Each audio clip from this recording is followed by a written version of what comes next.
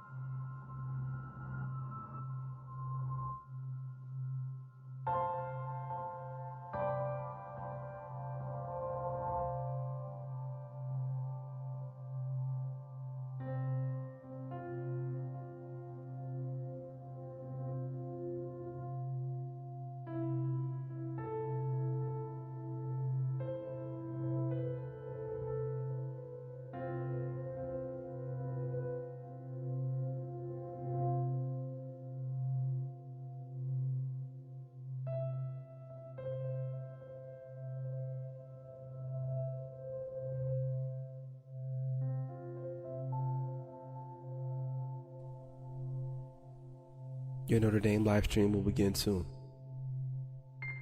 Thanks for watching.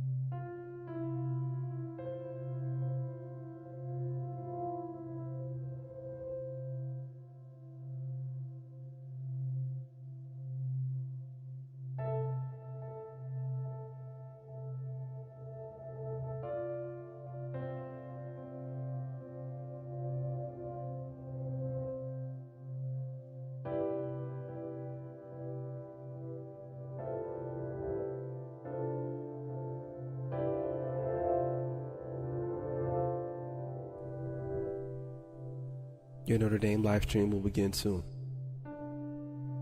Thanks for watching.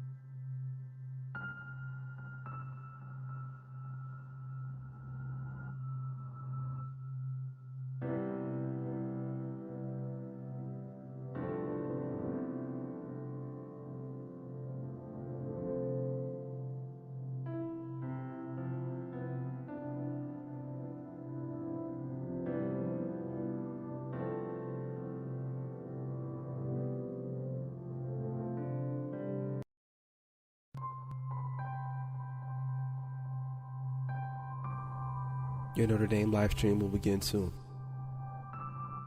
Thanks for watching.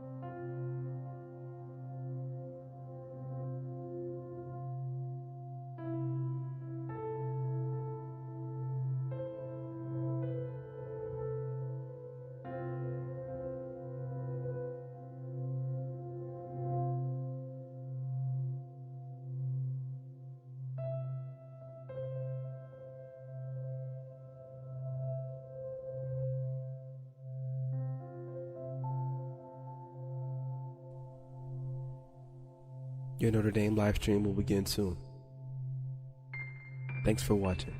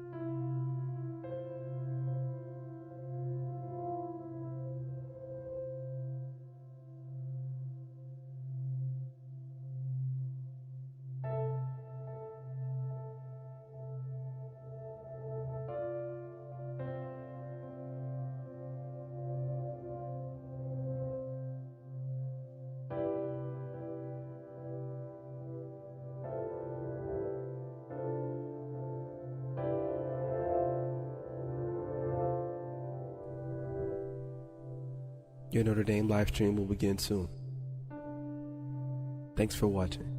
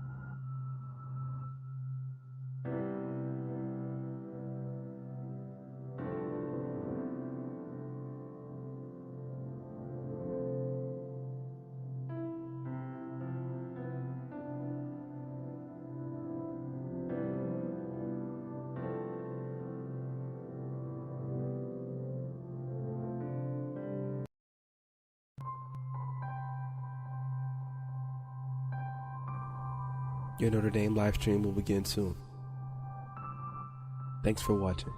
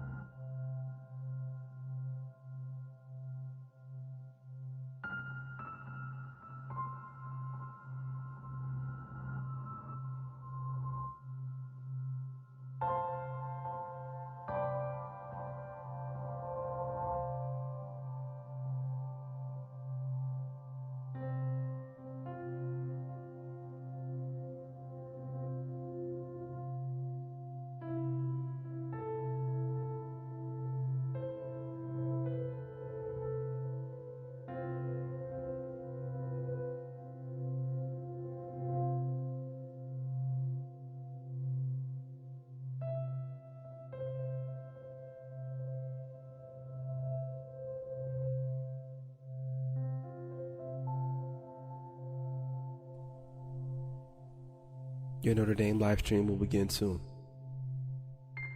Thanks for watching.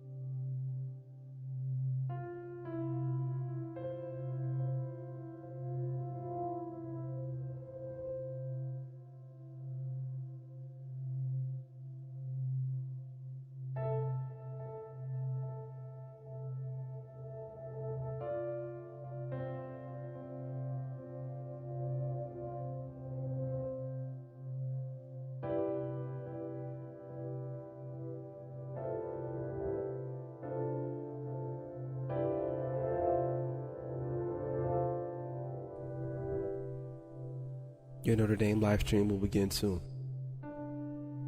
Thanks for watching.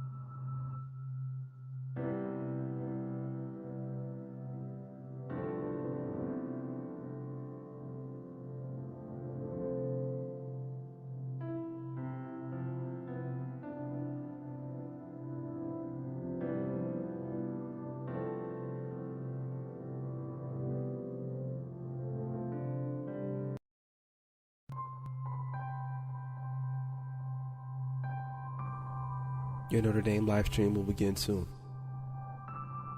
Thanks for watching.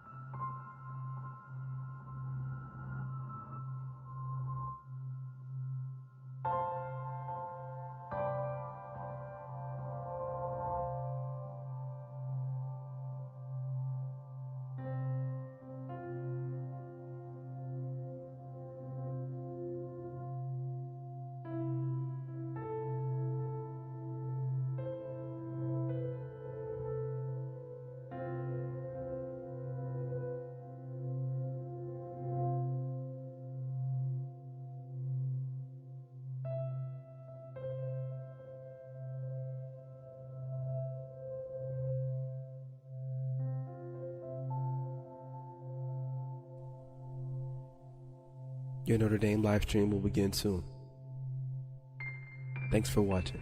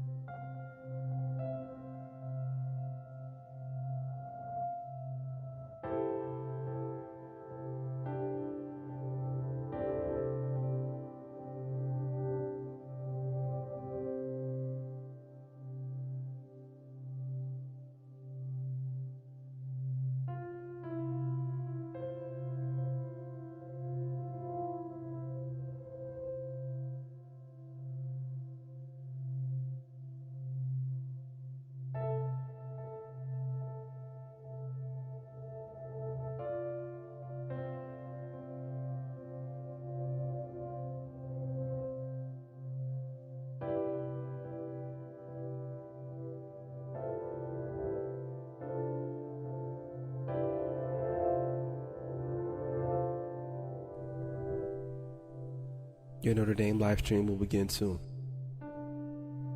Thanks for watching.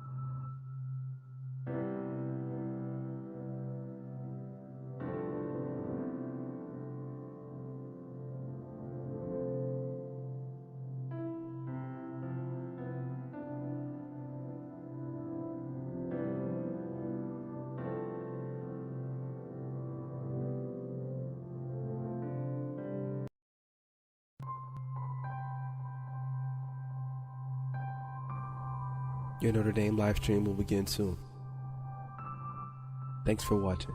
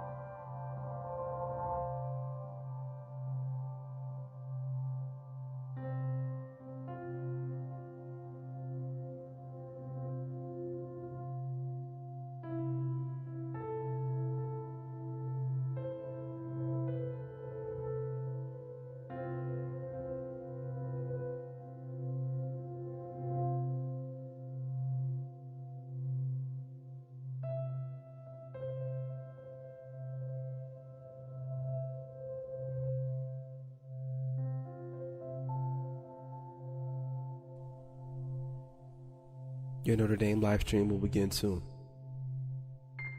Thanks for watching.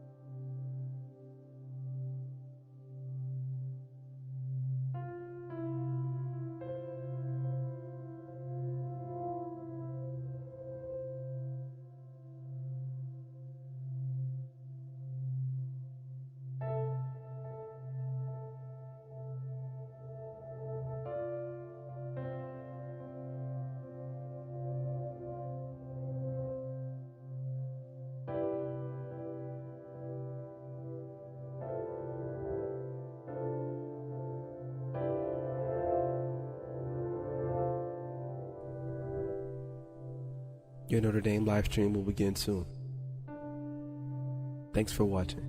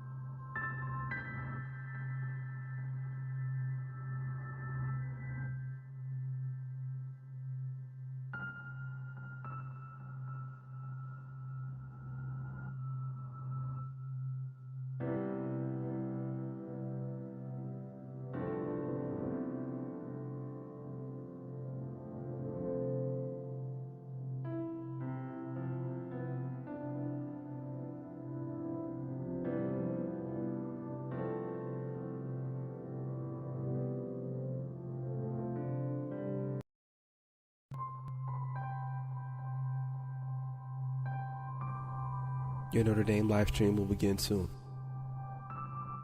Thanks for watching.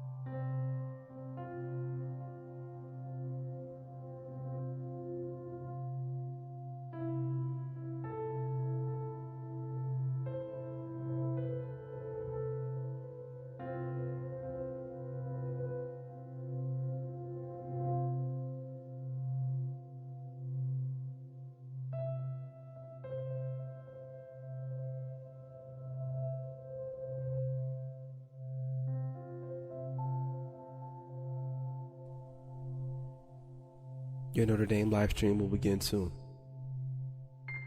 Thanks for watching.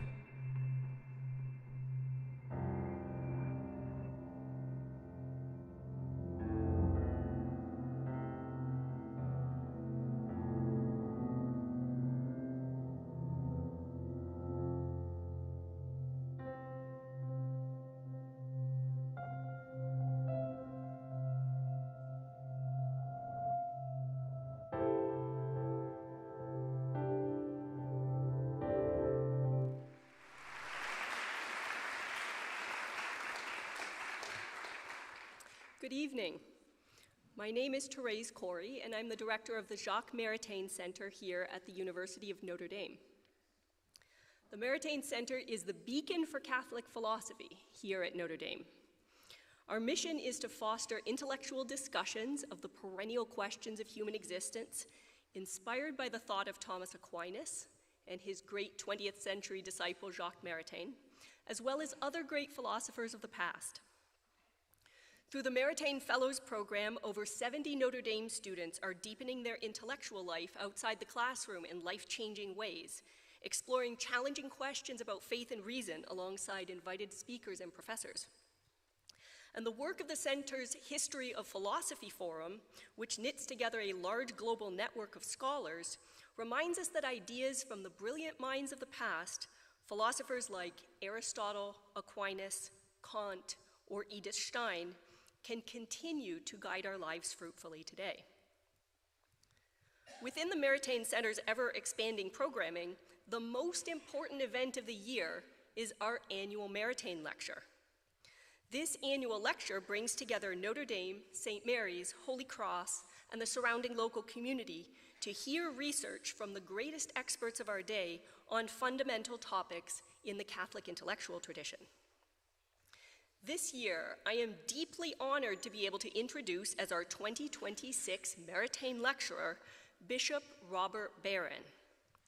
Bishop Barron is the bishop of the Diocese of Winona-Rochester in Minnesota and the founder of the highly popular and influential Word on Fire Catholic Ministries. Many of us know him as the host of Catholicism, a groundbreaking, award-winning documentary about the Catholic faith, which aired on PBS. Bishop Barron's more recent film series, Catholicism, The Pivotal Players, was nominated for an Emmy Award and has been syndicated for national television. Bishop Barron was a religion correspondent for NBC and has also appeared on Fox News, CNN, and EWTN. Many of us my age remember St. John Paul II's call at the beginning of the new millennium to explore the possibilities of new media for evangelization. It was a pivotal moment on the cusp of so many possibilities. That call has been magnificently answered by Bishop Barron through so many forms of media, and most of all through his website, wordonfire.org, which reaches millions of people each year, including those of us here at Notre Dame. In fact, Bishop Barron is one of the world's most followed Catholics on social media. Putting out into the deep to go to all people, as St. John Paul II urged us to do, he is engaged in dialogue with Dr. Jordan Peterson, Lex Friedman, Dave Rubin, Ben Shapiro, and William Lane Craig, among other influencers and thought leaders. And he's been invited to speak about religion at the headquarters of Facebook, Google, and Amazon. Bishop Barron is also a #1 Amazon best-selling author. His recent book, This Is My Body, sold over 1 million copies. Among his many books, Bishop Barron has written a wonderful introduction to the life and thought of the great Thomas Aquinas. The book is called Thomas Aquinas, Spiritual Master, recently republished by Word on Fire Academic. And this love for the thought of Aquinas is something that Bishop Barron and I share. In fact, I discovered in conversation this morning that both of us studied Aquinas with the same professors at the Catholic University of America, a few decades apart. Given the Maritain Center's mission to promote the thought of Thomas Aquinas, I highly encourage all of you to read this book, which manifests Bishop Barron's deep and profound knowledge of this important Catholic thinker. One of the wonderful things that it does right from the start is to foreground Aquinas' view that theology, philosophy, and the spiritual life are not isolated projects, but all part of a single human lifetime task of illuminating the mind and opening the heart.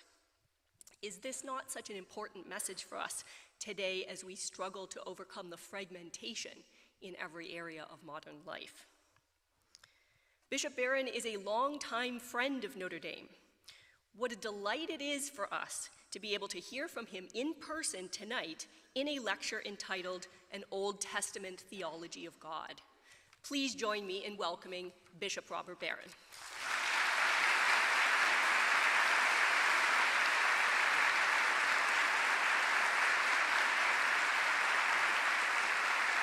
Thank you all.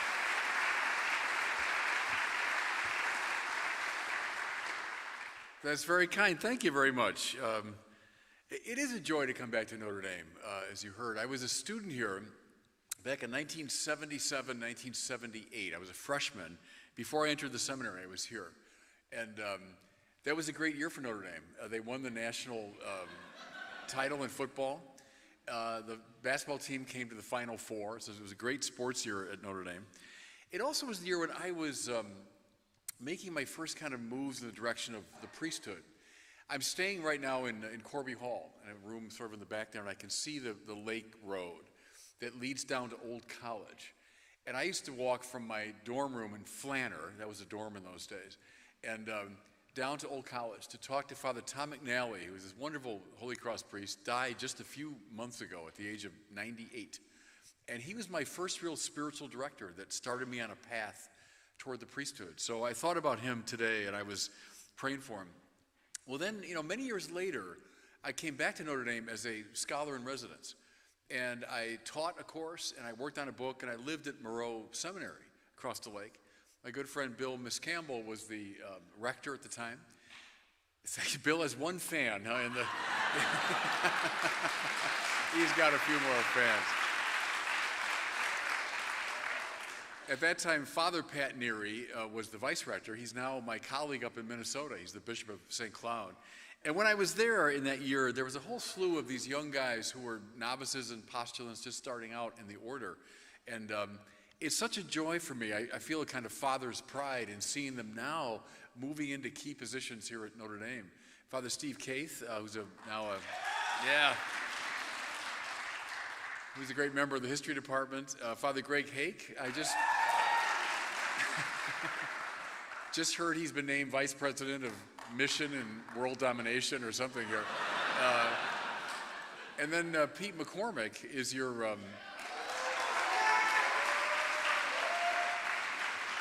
Well, all those fellows were these young, kids when I was there. And I used to tell them, you guys need to really move into this university and have a big impact on it. So I really mean that. I do feel a father's pride in seeing how they have done that so wonderfully. So anyway, a joy to be back. And wonderful to be in this room, too, with all of you.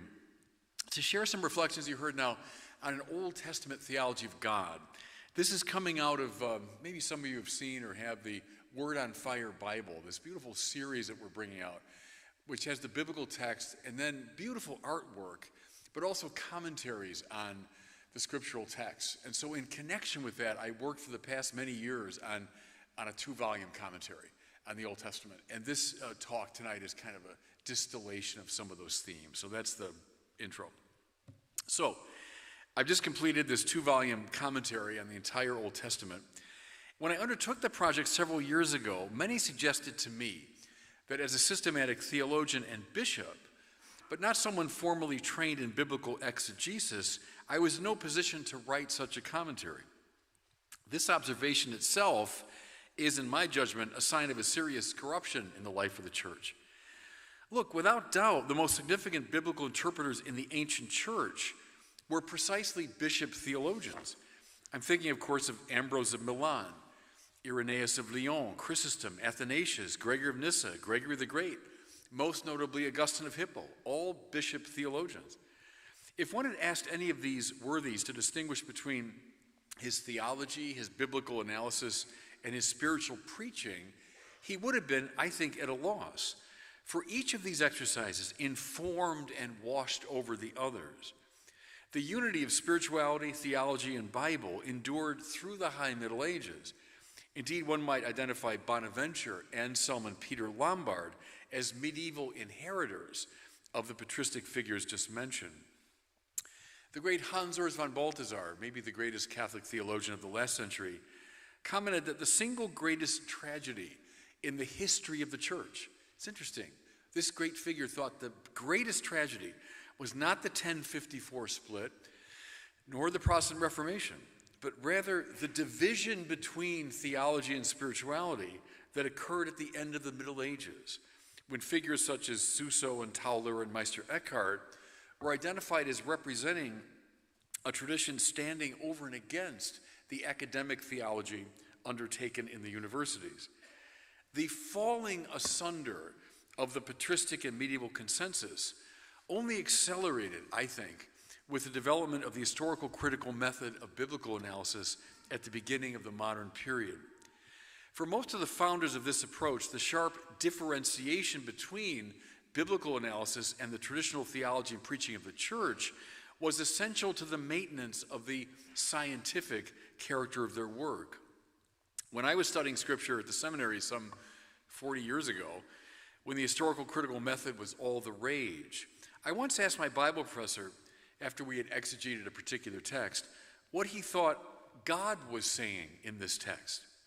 He smiled and responded, "Well, you'll have to ask your spiritual director." His remark was not entirely flip, for the stated purpose of the historical critical method is to uncover the intentionality of the human authors of the biblical writings. Hence, if God indeed is saying something through the instrumentality of these authors, the determination of that communication is in no way the concern of the historical critical exegete as such.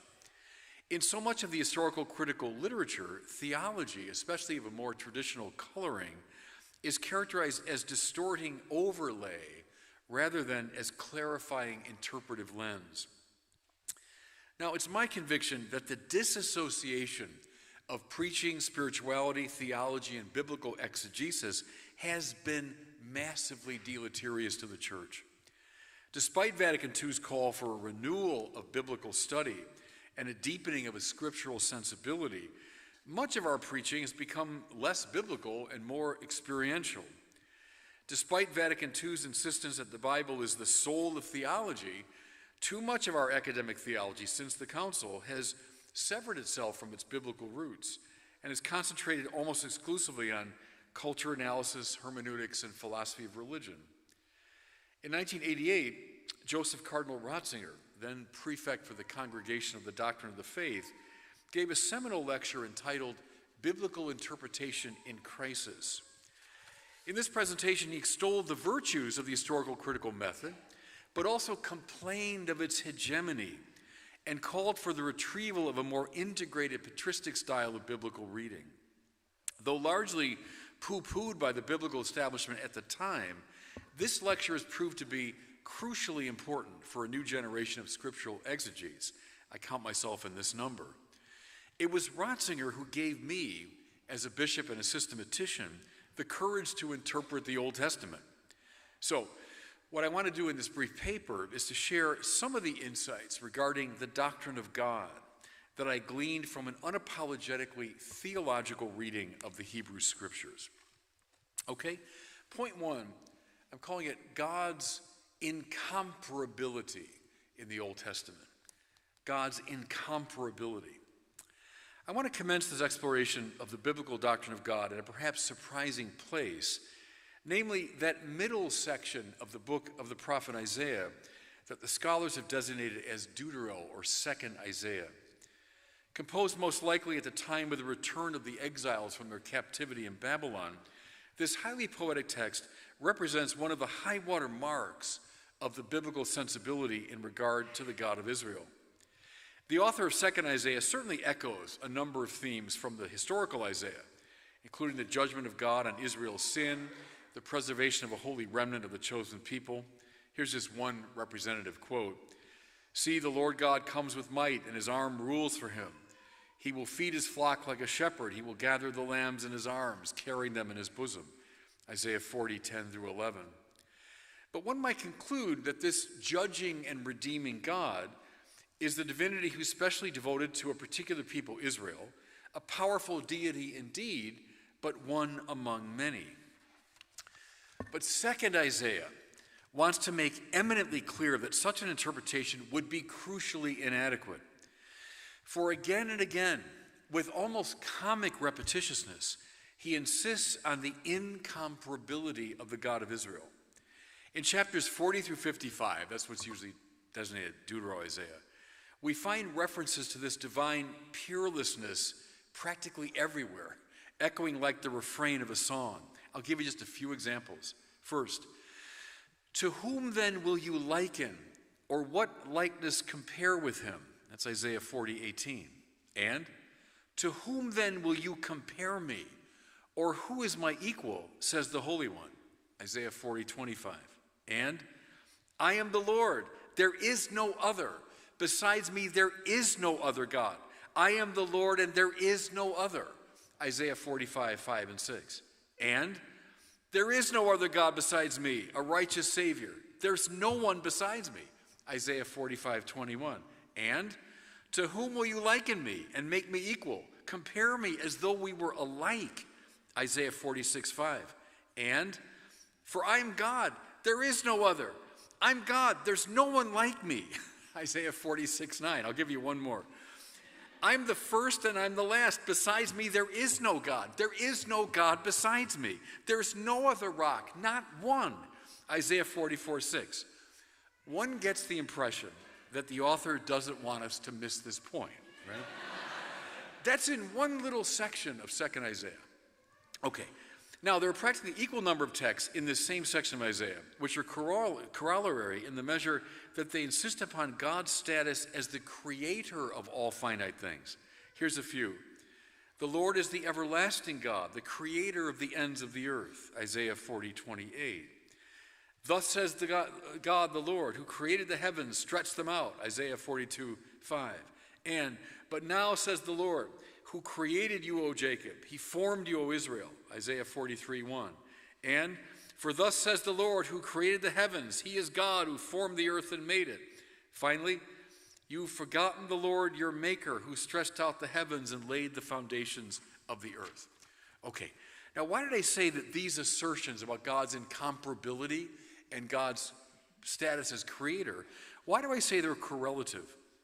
It's because the one who's responsible for the whole of finitude, heaven and earth in typically biblical terminology, cannot be himself ingredient in the world that he's made. The one who's created time and space cannot be himself temporal or spatial. The one who brought the totality of beings and events into existence cannot be himself a type of being or event. And this is precisely why the God of Israel, the creator, is incomparable. Not simply the greatest being or the supreme God among gods, but, as the traditional language puts it, totaliter aliter, totally other, qualitatively different from anything in the realm of finite being. Now, we must remark here the difference between this biblical notion of God and the understanding of the divine in both ancient philosophy and mythology. The Greek and Roman gods were impressive indeed, but only as supreme instances of worldly natures. Even the prime mover of Aristotle and Plato's form of the good are realities that can be reasonably compared to and contrasted with finite things. But the God that the Bible speaks of cannot be placed side to side with a being of any kind, cannot be captured by any conceptual categories, even the most abstract. Here, it's very instructive to note that for Thomas Aquinas, God cannot be placed in any genus, right, any category of things, not even the genus of being. Strange thing to say. It's almost like a Zen koan, I think. You say, well, wouldn't God at least be in the genus of things that exist? Thomas's answer is no. And that's precisely how a medieval scholastic would, in philosophically technical language, express the divine incomparability of which Isaiah speaks. Martin Heidegger's insistence that whatever God is, he must be a type of being, a Zionda in Heidegger's language, reveals how counterintuitive this notion is. I mean, Heidegger takes it for granted, well, whatever God is, he must be a being, right? Wrong, says Aquinas. See, by way of contrast, Aquinas consistently avoids the term ens summum, that means highest being, when speaking of God. He prefers the peculiar formulation ipsum esse subsistens, the self-existing act of to be itself.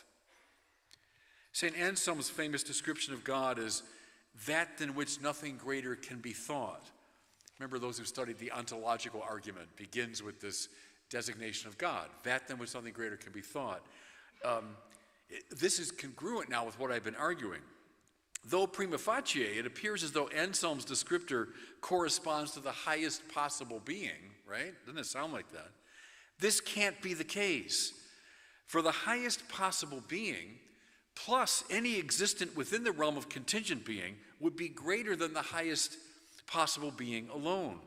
Hence, that than which nothing greater can be thought must be properly incomparable, unconditioned, higher indeed than any finite being, but higher in an unconventional sense. I might borrow Catherine Tanner's memorable term. Anselm's God, like Aquinas's and like second Isaiah's, is otherly other, non-contrastively other. Now, an important consequence of this crucial insight is that God must always be named in a tensive and highly analogical manner. For any one-sided predication would place him within a categorical framework, permitting one ontological polarity to be played off of another. Thus, the God of the Bible, and we see this all through the Old Testament, is both great and small, both immanent and transcendent, both unavoidable and ungraspable. We find this principle expressed poetically again in 2nd Isaiah. For instance, we're told, quote, "For as the heavens are higher than the earth, so are my ways higher than your ways, and my thoughts than your thoughts." The famous Isaiah 55:9. But in that same section of text, we're informed, quote, Can a woman forget her nursing child or show no compassion for the child of her womb? Even these may forget, yet I will not forget you. See, I've inscribed you on the palm of my hand. Isaiah 49, 15 through 16. A God of pure transcendence, a God totalitarian in the conventional sense, could never care for the universe as a mother cares for her infant. And a mythological God or a natural force of pure immanence could never avoid being caught in the net of our thoughts and conceptual frameworks. Only the properly unconditioned, incomparable reality could do the first and simultaneously evade the second. Now, we can draw a number of important conclusions from the unconditionality of the incomparable God. That which utterly escapes the realm of contrastable finite things cannot be marked by any sort of potentiality. For potentiality is a function of ontological lack vis-a-vis other beings. But since God is not conventionally other to the world, we can say that even the world in its entirety adds nothing to the perfection of God. As my old professor Robert Sokolowski puts it, quote, after creation there are more beings, but no more perfection of esse, no more perfection of being. Therefore, the creator of all things is, in Aquinas' terminology, pure act, actus purus, utterly realized in being, and therefore in possession of any and all ontological perfection, mind, will, power, benevolence, beauty, glory, etc., all of which are regularly cited and celebrated in the biblical text. Another key implication of this distinctive understanding of God is that the Creator and what He creates cannot be in competition with one another. See, two finite or creaturely natures are necessarily in a relationship of mutual exclusivity, for they cannot at the same time occupy the same place, I'm putting that in quotes, on an ontological grid. I put place entre guillemets to indicate that this competitiveness is not merely a function of existing in a material way. For any particular creature is at least to a degree defined over and against any other creature. If I tell you who I am, I'm contrasting myself with anyone else. I'm giving my very particular name. Such cannot be the case in regard to God's relation to the world. Since the unconditioned creator is outside the web of the categorical because he's not a being among many, he can come infinitely close to a creature without undermining that creature's integrity. We notice in this last formulation something very important, I think. The very strangeness of God, the otherness of God, is what permits God's closeness to the finite order. His immanence is a function of his transcendence. In light of these observations, we can grasp with greater understanding Augustine's famously paradoxical assertion that God is at the same time intimior intimo meo et superior sumo meo. That means, you might render it, closer to me than I am to myself, and higher than anything I could possibly imagine. At the same time, one because of the other. That's the biblical distinction. Okay, now just a few more words about the Creator God.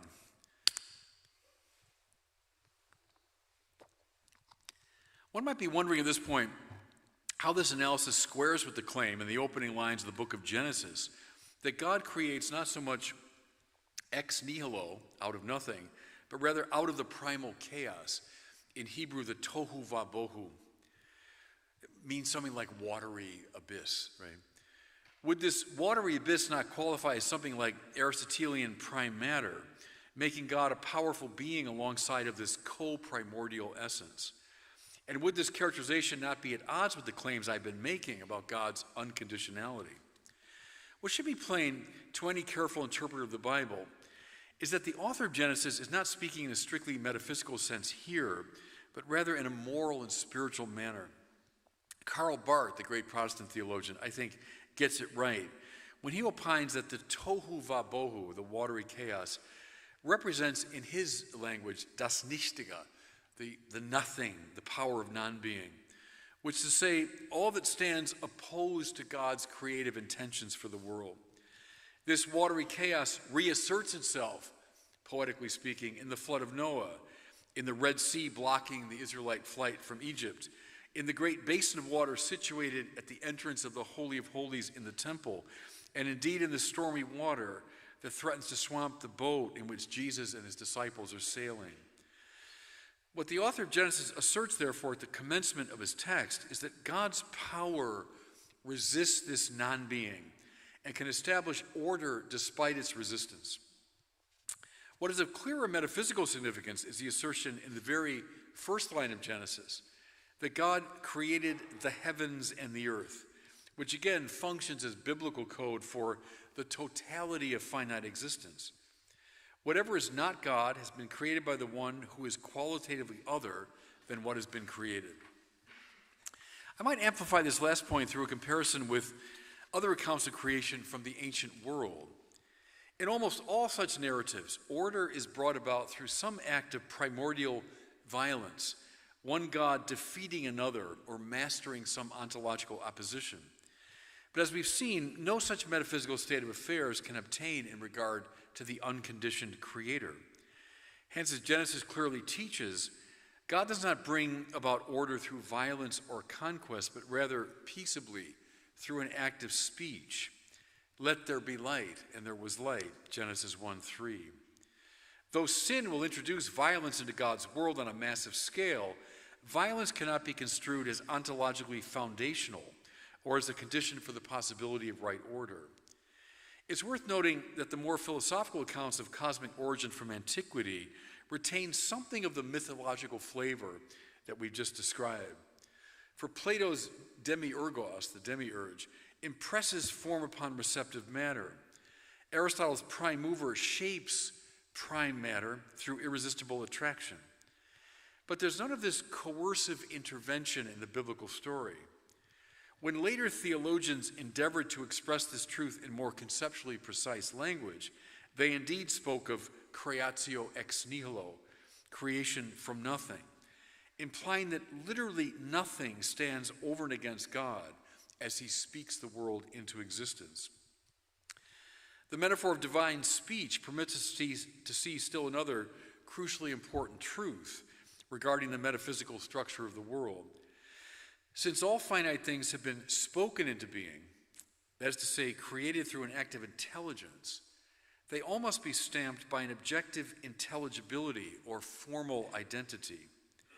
And this means in turn that every existing thing in the created order is to one degree or another in the image of God, imbued with a ratio or reasonability that comes from God.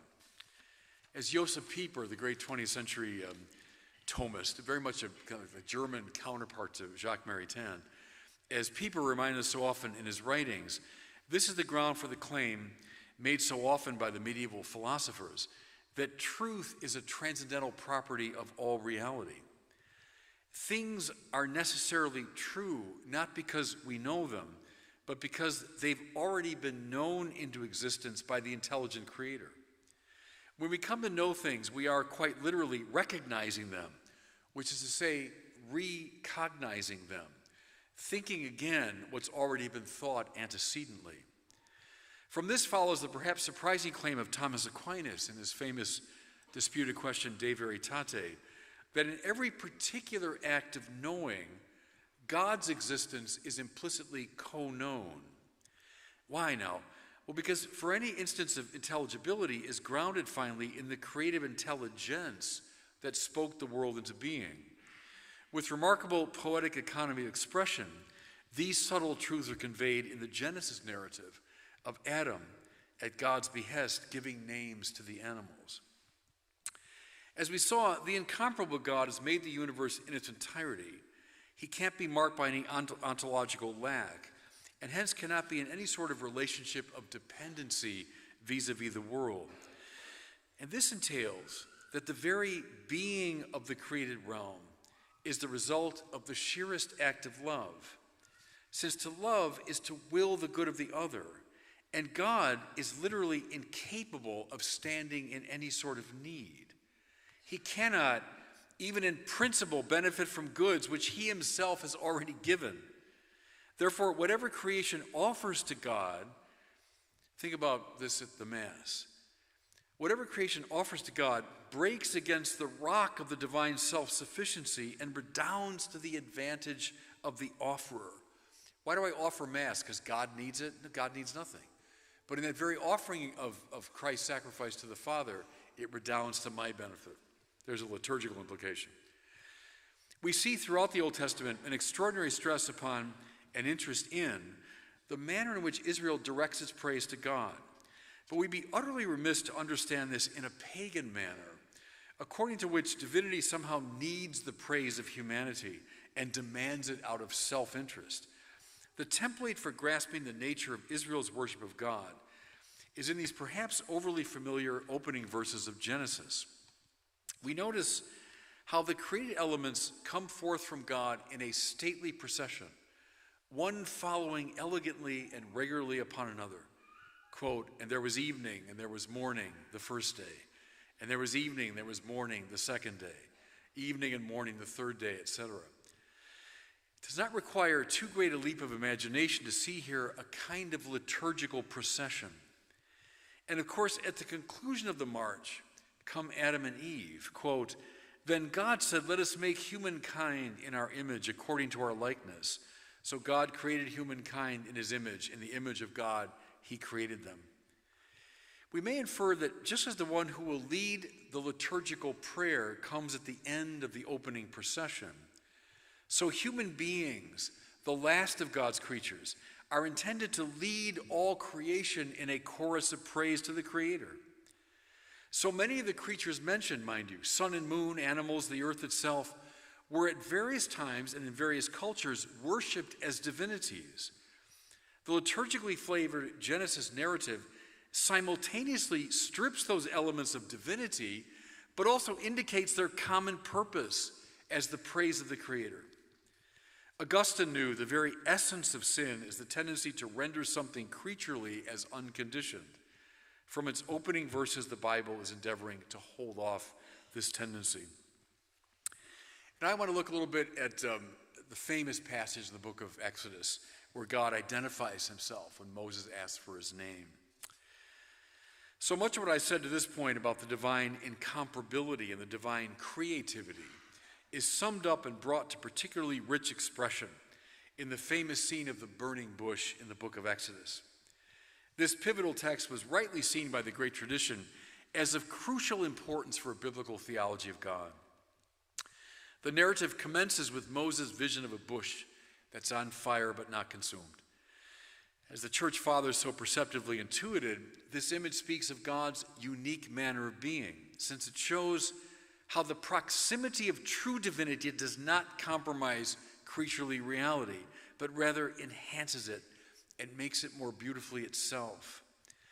See, the God who is not ingredient in the world, hence not competitive with it, can set the world on fire without destroying it. We remark again the contrast between the biblical and the mythological. When the gods of the Greek and Roman stories enter the world, they do so destructively, since they're simply more impressive versions of creaturely natures, hence must jostle for room with the denizens of this world. Eager to grasp the meaning of the burning bush, Moses said, quote, I must turn aside and look at this great sight and see why the bush is not burned up. His curious mind endeavors, appropriately enough, to understand, but he's immediately rebuffed by the voice coming from the bush.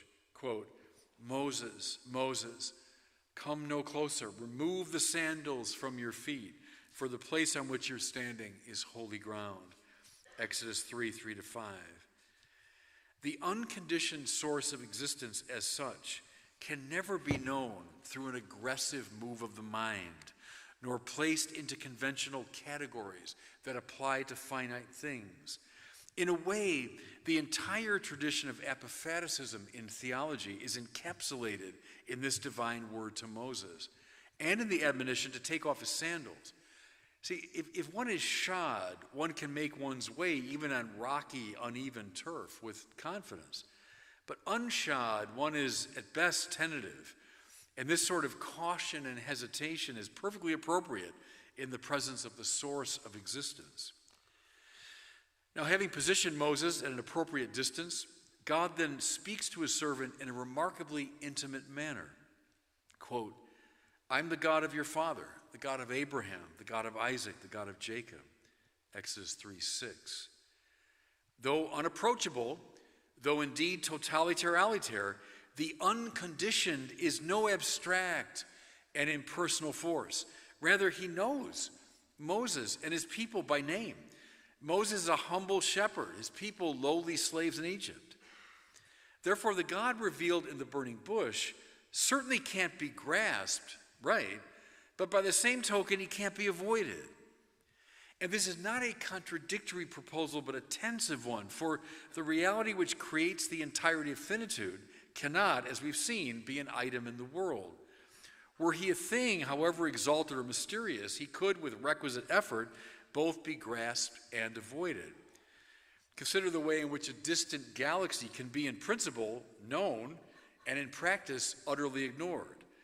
The God of the fiery bush disables both of those strategies. It's with these distinctions and clarifications in mind that we approach with greater understanding the strange appellation that God gives to Moses. When the discalced shepherd inquires after the name of the one who had addressed him from the bush, he receives the famously puzzling response, I am who I am. Exodus 3:14. Now, to be sure, oceans of ink have been spilled in an attempt to explain the meaning of this title, Ayeh Asher Ayeh in Hebrew. I have no intention of entering into the complexities of that debate. But I will say this, the tendency throughout the 20th century to eschew the more metaphysical reading of this text, I think, is entirely counterindicated.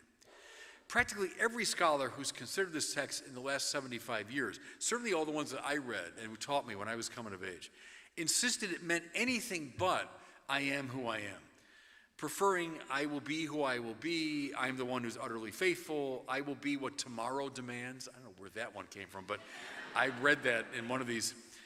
And see, this option for the more spiritual or existential reading over a straightforwardly ontological reading, not only at odds with the Septuagint translators, presumably knew a little bit about both Greek and Hebrew, who gave us for that ego eimi hoon, right? I am the one who is. But it also fails to grasp the real radicality, I think, of God's self-designation. In replying to Moses as he does, God is effectively undermining the manner in which Moses poses the question. The great patriarch knew he was dealing with a divinity of some sort, and he was inquiring precisely which one, which kind. He knew about the gods of nations, mountains, places, etc. He was trying to determine which God this was who was speaking to him. It's commonsensical enough. But that line of inquiry is entirely inappropriate when one is in conversation with the incomparable God, one who's not a type of being, not a particular denizen of the created order. God's answer must have simultaneously puzzled and dazzled the mind of Moses, and it certainly placed him in the unique spiritual attitude we've been describing, that of neither grasping nor hiding. Now, just a word about God's providence in light of these higher metaphysical descriptions. Though theologians from the ancient Gnostics through the modern deists to Friedrich Schleiermacher have entertained notions of God as a distant principle or indifferent cosmic background, this kind of thinking is utterly alien to the authors of the Old Testament. God is for them thoroughly, intimately, unavoidably, and personally involved in the affairs of the world that he's made. A passage from the Book of Wisdom, which Thomas Aquinas often cites in his musings on God's providence, is illustrative here. I'm quoting, "She, God's wisdom, reaches mightily from one end of the earth to the other. She orders all things well." It's Wisdom 8:1. It's a commonplace that though God has specially chosen Israel for his purposes, his providential influence extends to all peoples. Consider Psalm 22. "For dominion belongs to the Lord, and he rules over all the nations." And Psalm 47. "God is king over the nations. God sits on his holy throne.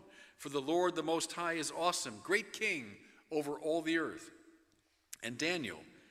He changes times and seasons, deposes kings and sets up kings. Daniel 2:21. Furthermore, it's blithely assumed throughout the Old Testament that God uses rival nations to Israel as instruments of his purposes. Thus, the Assyrians, the Babylonians, the Amalekites are employed as means to punish Israel for its sins. Cyrus the Persians employed as a vehicle of liberation for his chosen people. Also, the very choice of Israel is not for Israel's sake alone, but rather for the benefit of all the people whom the Creator loves. Thus, Jonah is sent to the hated Ninevites, upon whom, through the ministrations of his deeply reluctant prophet, he shows mercy. And in Isaiah's great eschatological vision, all the nations stream toward Zion, which is to say, the place of right praise where the temple is, Israel having fulfilled its mission to be a magnet to the world. Moreover, God's providential care is not restricted to the political or international order alone, but rather to the whole of the cosmos. Among dozens, maybe hundreds of similar texts, I would cite Psalm 135. Whatever the Lord pleases, he does, in heaven and on earth, in the seas and all deeps. He it is who makes the clouds rise. He makes lightnings for the rain. And Psalm 104, you set the earth on its foundations, so that it shall never be shaken. You cover it with the deep as with a garment. And Deuteronomy, heaven and the heaven of heavens belong to the Lord your God, the earth and with it all that's in it. It's Deuteronomy 10:14. The story of Jonah is instructive here in the measure that it portrays God effortlessly employing a storm, a fish, a plant, and a worm to accomplish his purpose. Certainly the most lyrical passage in support of this proposition is Psalm 19. The heavens are telling the glory of God, and the firmament proclaims his handiwork. So indeed, God's providential care extends to all things, all events, all persons, ordering them sweetly according to his mind. Now, this conception of God's direction of the universe is logically coherent only in relation to the idea of God that we've been exploring. If God were a finite being, his causal influence would necessarily be restricted, conditioned by his ontological limits. I indeed have a causal sway, but only over a very tiny swath of reality. The planet Jupiter or a black hole have extraordinary causal influence, but only over a restricted spatial field. But God, who's not one cause among many, but rather the cause of being itself, can impact the whole of created reality. Here's how Thomas Aquinas summarizes the point. Quote, for since every agent acts for an end, the ordering of effects towards that end extends as far as the causality of the agent extends.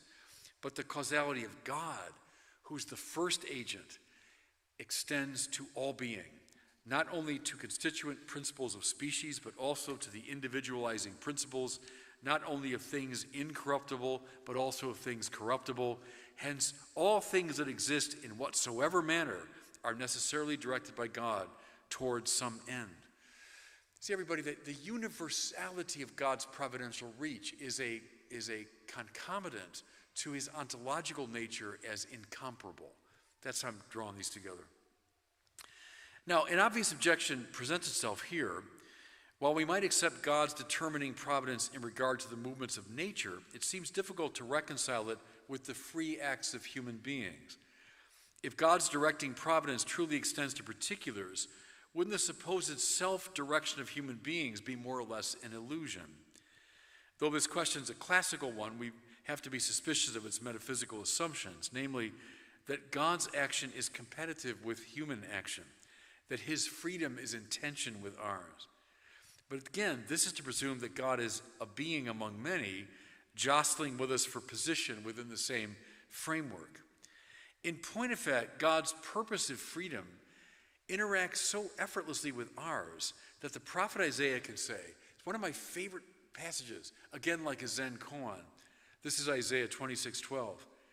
It is you, Lord, who have accomplished all that we have done. Let that one sink in. And in some ways, that sums up more experientially what I've been talking about in this lecture. It is you, Lord, who have accomplished all that we have done. Mind you, Isaiah is not denying that we can act in a truly human and free manner, and nevertheless, God can act with equal freedom and purpose through us non-competitively. Aquinas parses this out with typical subtlety. The fourth objection to the proposition that God's providence extends to all things is the scriptural assertion to the effect that, quote, God made man from the beginning and left him in the hand of his own counsel. Thomas's answer depends upon a distinction between natural things that are determined to one end and free agents who are capable of choice and are hence not so determined. But this does not put free actors outside of God's providence. Why? Well, here's Thomas. The very act of the free will must be traced to God as to a cause. Now, again, this might seem preposterous, but we must recall, for Aquinas, freedom is not unmotivated spontaneity, but rather an ordering toward the good.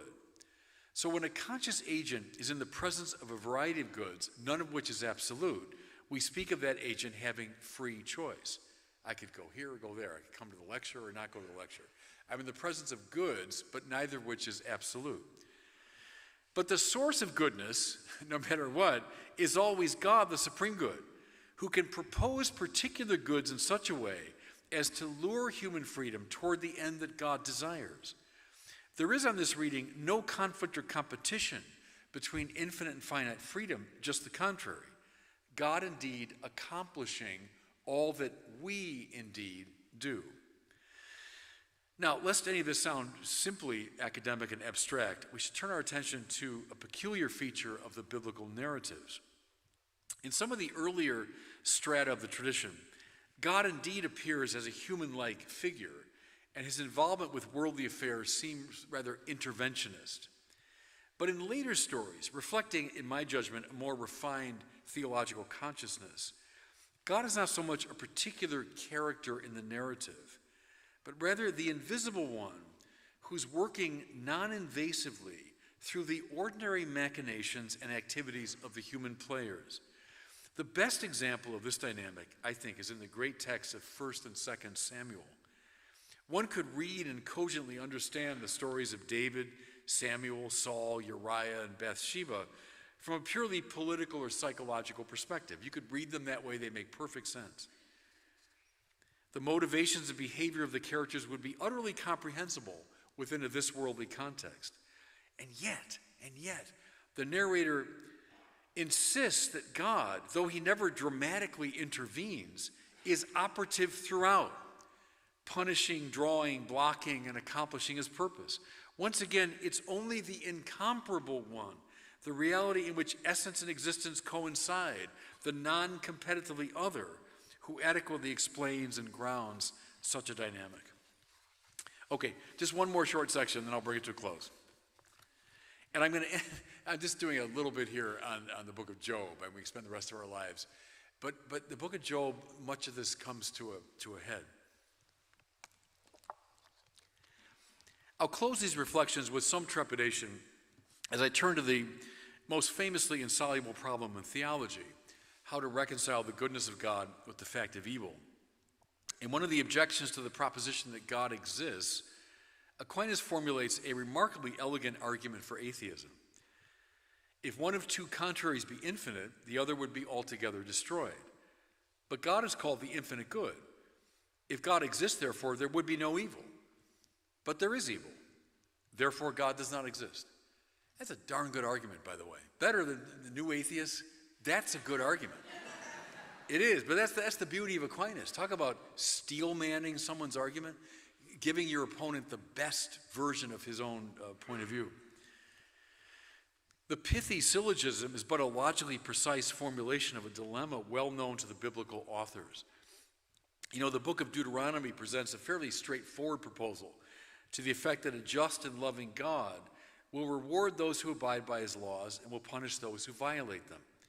This Deuteronomistic principle allows us to make sense simultaneously of God's goodness and the presence of evil, for it sees the latter as an expression of divine justice, which is but a modality of his goodness. Problem solved. Be a good person, God will be good to you. Bad person, God will punish you. That's the Deuteronomistic principle. But the problem noticed and puzzled over throughout the rest of the Old Testament tradition is that this principle seems to obtain in vanishingly few instances. I mean, sometimes we see that, but often we don't. And so Jeremiah complains, "You'll be in the right, O Lord, when I lay charges against you, but let me put my case to you. Why does the way of the guilty prosper? Why do all who are treacherous thrive?" Good question. That's Jeremiah 12:1. Koheleth laments, "In my vain life I've seen everything. There are righteous people who perish in their righteousness, and there are wicked people who prolong their life in evil doing." Yep, we've all seen it. Ecclesiastes 7:15. Most famously, the morally upright Job disproves the Deuteronomistic principle in the very breadth and depth of his suffering, at least so it seems.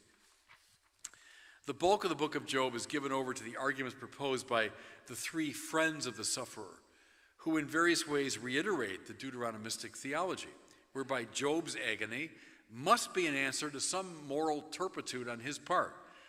The interlocutors approach the theme in somewhat different ways and with varying degrees of rhetorical skill, but they all come back to the judgment that Job is just unwilling to come clean. Throughout this intellectual ordeal, the suffering man maintains legitimately his innocence. And finally, having dismissed his friends, he summons God into the dock. I'd like at this point to invoke an interpretive insight proposed by a mentor of mine from this very place, Father David Barron, who just died a few years ago. In his trenchant analysis of the book of Job, Barron observes that whereas the three friends talk among themselves and with Job, using arguments regarding the issue of suffering, Job speaks directly to God, and not with arguments, but rather passionately and personally. What's being signaled thereby is that Job is not engaging in theodicy, the attempt to justify the ways of God in the presence of evil. But instead, he's placing his mysterious suffering within the context of his relationship to the incomparable God, to the unconditioned, unknowable God. He's acknowledging not just intellectually, but viscerally his trust, despite his suffering, in the fidelity of God. The very fact that he's able to express his anger at his Creator is an indication of this confidence. And famously, Barron observes, God doesn't exactly engage in theodicy either, offering no argument to justify what he has allowed. On the contrary, God, in the longest speech ascribed to him anywhere in the Bible, takes his friend on a tour of creation, especially those odd nooks and crannies of which Job had never before considered. Each description introduced with the vaguely mocking question, "Where were you when I made?" intimating that Job knows next to nothing about these states of affairs. At the climax of God's speech is his admiring description of two of his most fearsome creatures, Behemoth and Leviathan, typically identified as a crocodile and a whale. God insists he's created these strange and intimidating animals, quote, "just as I made you, Job," suggesting that they are as ingredient in his providence as Job is. Now, what I take from Barron's reading is that God is drawing his human conversation partner into the tensive space that opens up between affirming God's goodness and fidelity on the one hand and his confounding inscrutability on the other. That God, who presides providentially over the entirety of space and time, would be opaque in his purposes to us who can perceive but a tiny swath of space and time should not be surprising. And precisely in the measure that Job is willing to speak to God, Job is affirming the fundamental goodness of the Creator. The Old Testament, it seems to me, never proposes a more compelling answer to the question of why God permits suffering. Now just a couple words of conclusion. So I want to bring the paper to a conclusion by drawing attention, briefly indeed, to the Christological trajectory implicit in the theology of God I've outlined here. So I've been doing all Old Testament. But see, I insist, like the Church Fathers did, to read old in light of the new, new in light of the old, the two throwing light on each other. First, the non-competitive transcendence of the Creator, implied throughout the Old Testament, comes to richest possible expression in the non-competitive play between the natures in Jesus. In the language of the Council of Chalcedon, the incarnation involves the coming together of two natures, divine and human, in the unity of the one divine person, quote, without mixing, mingling, or confusion, so that nothing of Jesus' humanity is compromised and nothing of his divinity is diminished by the coming together. Such would be impossible were God one finite nature among many. Only the God of the burning bush could provide the ground for such a non-competitive union of the created and the uncreated. Second, the metaphysics of peace, which we saw on display in the creation accounts in Genesis, find a powerful echo in the moral teaching of Jesus, which stresses the love, yes, even of one's enemies, the willingness to turn the other cheek when struck, the resolution to see what connects us all at the depth level, and the ontological assertion that order comes not through violence but through love is expressed no more radically than in the shalom uttered by the risen Jesus to those who had abandoned, denied, and betrayed him. Third and finally, that human freedom rightly construed is utterly compatible with divine providence, on full display in those David stories, finds Christological fulfillment in the resolution of the monothelite controversy of the 7th century. According to this doctrinal determination, there are not one but two wills in Jesus, a divine one belonging to his human nature and a human one belonging to his human nature. The divine will in Jesus did not supplant or overwhelm his human will, but rather empowers it and makes it more authentically itself. Obviously, the full treatment of these Christological themes would be the subject of another paper, so invite me back next year.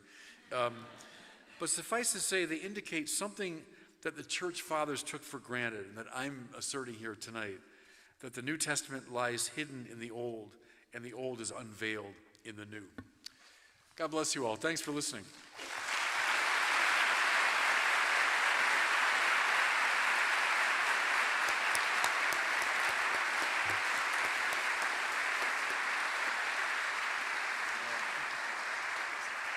Thanks, everybody. Thank you so much, Bishop Barron, for this inspiring and really remarkable tour de force, teaching us how to read Scripture in a theological way. I hope that we'll see a renaissance of reading Scripture theologically here at Notre Dame from this point. We've got about maybe 7 or 8 minutes for questions. We have some students here in the front row that would like to ask you some questions, but before we move to student questions, I want to ask you one myself. Yeah.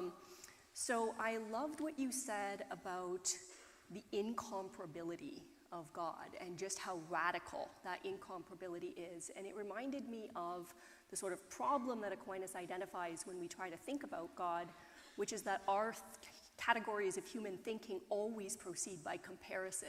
When we define something, we say what it has in common with other things and how it's different from other things.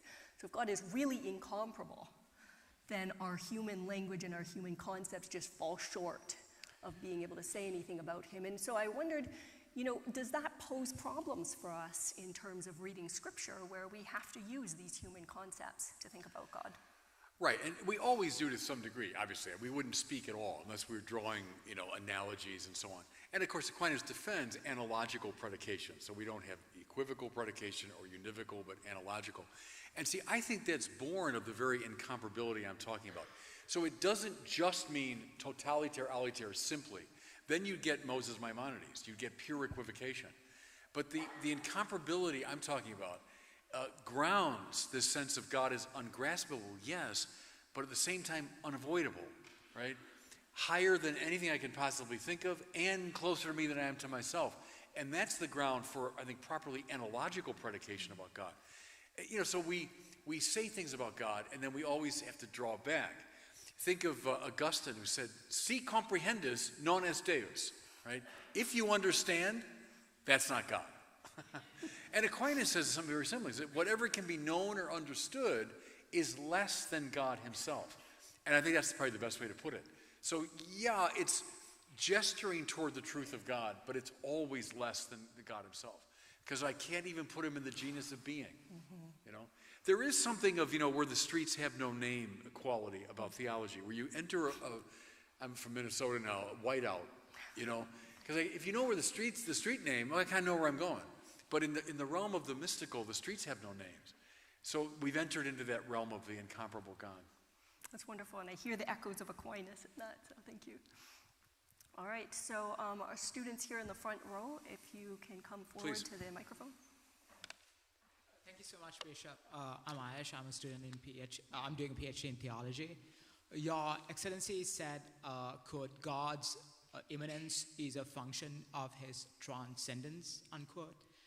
The great Thomists from the last century, Father Gregory of Nyssa, consistently affirmed the primacy of metaphysics over historicism, also pointing out the necessity of drawing a clear distinction between God as author of nature and God as the object of supernatural beatitude. In light of this, my question is, should a sound approach to biblical theology commence by affirming the metaphysical grounding of the preambula fide, the motives of credibility and obediential potency? Yeah, I'm at home with preambula fide language in Aquinas, and I get it, and I think it's valid. I'm more with de Lubac, I suppose, though, where I'm a little wary of the overly sharp distinction between, like, preambula and then there's the faith part, or there's what reason can do and faith. I'm more with Balthasar, that they're both ways of seeing. Both what we call reason and faith are ways of seeing. There's a greater stress in faith upon what's given me to see. Reason, there's greater stress on my effort to see, right? But they're both predicated about seeing. And I don't say, like, someone like Aquinas, there's no way he's doing philosophy apart from revelation. He can't. He's after revelation. It's in him, So I guess I'm uneasy with the overly sharp distinction between the two. And I'd want maybe some creative blending of that. Or they're just different ways of seeing, different attitudes in regard to seeing. Something like that. Next question. Hello. Hello, I'm Natalia Yepes. I'm a second-year PhD in political theory. I'm in Mary Key's class on Augustine. We're reading through The City of God. And this question came about after reading Book 6, where Augustine treats Varro's distinction of the mythical, the civil, and the natural theologies of the Roman people. And he basically condemns the mythical because he ties it very closely to the civil. And he's just really emphatically trying to point to the Roman people why these gods are not gods. Right, more like demons. Right. And so a lot of his argument is rooted in the vileness of the actions of the gods, and also, not just that, but then the second layer, that these actions are then upheld, despite the fact that the Romans seem to display an awareness that these are not good actions. So they're aware of the evilness, and yet they uphold them. And so we were then discussing how in the Old Testament there are, as in Samuel 1, where Saul is told by God via Samuel to spare no one and kill all, including the infants. Right. And so then, in trying to distinguish, these are some arguments that Augustine is taking down the Roman gods with. How is he not then also taking down the Old Testament God in these actions, and how can we distinguish the one from the other? Yeah. No, it's good. That's helpful, and that was key to the argument in the City of God, that the Roman gods, he saw them as more demonic because they were characterized by all these flaws that we find in our own humanity. And in fact, that's why the door of the temple of the god of war is open all the time in Roman history, because a culture is named by what it worships. And that is a really good principle. It's true to this day. Everybody worships something. Right? The Bible doesn't say, you got believers and non-believers. It says you got people that believe in the true God and those who worship false gods. Dead right, seems to me. It's still right. And so Augustine reads Rome as a violent, culture because of the violent gods. He does indeed see the God revealed in the cross and resurrection as a very different, the God of love and forgiveness and compassion and so on. How does he read the Old Testament? Most of the fathers do something like read the whole Bible from the standpoint of the last book of the Bible. The lamb standing as though slain opens the seven seals, right, of the scroll. The scroll meaning the whole of Scripture. So if you want to read something like, hack Agag to pieces, it says that kill everybody. And well, how do they read that? But as a spiritual metaphor for eliminating evil all the way down. A lot of us sinners, we partially deal with evil in our own hearts, but we don't absolutely put it to death. We allow parts to survive. So from origin on, that's how they tended to read those more violent texts. But they all would insist upon the cross as the hermeneutical key. And that's an entirely different worldview than what we found in Rome. Thank you. We have time for one more question. One more question. This better be good. Thank you very much, Your Excellency. My name is Benjamin. I'm an MTS here at Notre Dame. And I wanted to ask you on some of your thoughts of the Old Testament theology of monotheism, especially in conversation with what you've offered about incomprehensibility. That is, I know many scholars today think of monotheism as a somewhat later development within the Hebrew context, but I was very struck by what Cardinal Ratzinger wrote in his Introduction to Christianity, that the Jewish conception of, the ancient Jewish conception of God has a more complex understanding of what it means for God to be one than a simple monism. And I think of the many Old Testament texts which seem to play with a certain plurality in God, even the use of the plural for Elohim, or the Abraham story with the angels, right? So, I was just wondering if you could offer some. No, it's very rich stuff, isn't it? And of course, as Christians, we hold that the one God, we credo in unum Deum, I believe in one God, but yet the God who subsists in three persons. So there's a play of unity and plurality.